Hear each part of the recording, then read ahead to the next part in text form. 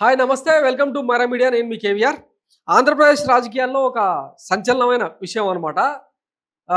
మన సకల శాఖల మంత్రి నారా లోకేష్ గారు ఈ నెల నరేంద్ర మోడీ ప్రధానమంత్రిని త్వరలో కలవబోతున్నారు.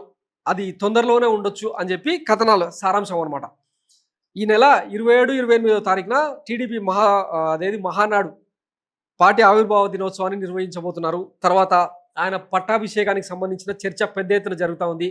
బాబు గారు రిటైర్ అయిపోయి తన వారసునిగా ఇక పట్టాభిషేకం చేసేందుకు మొత్తం తెర వెనుక ఏర్పాట్లన్నీ జరిగినాయి. దానికి సంబంధించి ఇక మోడీ దగ్గరికి వెళ్ళి మరి ఆశీస్సులు తీసుకుంటాడా లేకపోతే అనుమతుల కోసం పోతున్నాడా, ఏంది జరగబోయే డిస్కషన్ ఏంది అని చెప్పి ఇక కొన్ని మీడియా సంస్థలు, కొన్ని డబ్బా ఛానళ్ళు పెద్ద ఎత్తున డిస్కస్ చేస్తూ ఉన్నాయి. సోషల్ మీడియాలో కూడా ఈ కథనమే పెద్ద ఎత్తున రిఫ్లెక్ట్ అవుతూ ఉంది.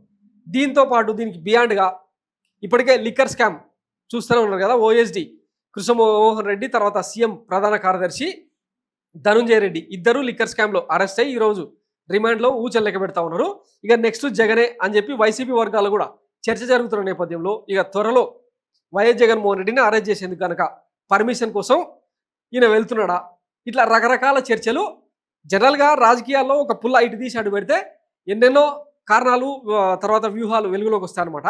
ఈ నేపథ్యంలో నరేంద్ర మోడీని లోకేష్ బాబు కలవడానికి ఆంతర్యం ఏంది అనేది ఆరాధీసే ప్రయత్నం చేస్తూ ఉన్నారు.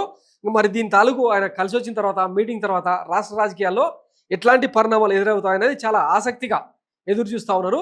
దీంతో పాటు ఇక అమరావతికి సంబంధించిన మరి ఆరోపణలు పెద్ద ఎత్తున విమర్శలు వెల్లువెత్తా ఉన్న నేపథ్యంలో ఇక దానికి సంబంధించిన డిస్కషన్ కూడా ఏమైనా జరుగుతుందా, కేంద్రం నుంచి పెద్ద ఎత్తున ఫండ్స్ ఏమైనా తీసుకొచ్చే అవకాశం ఉందా, ఇవన్నీ చర్చకు వచ్చే అవకాశం ఉందేమో వేచి చూద్దాం.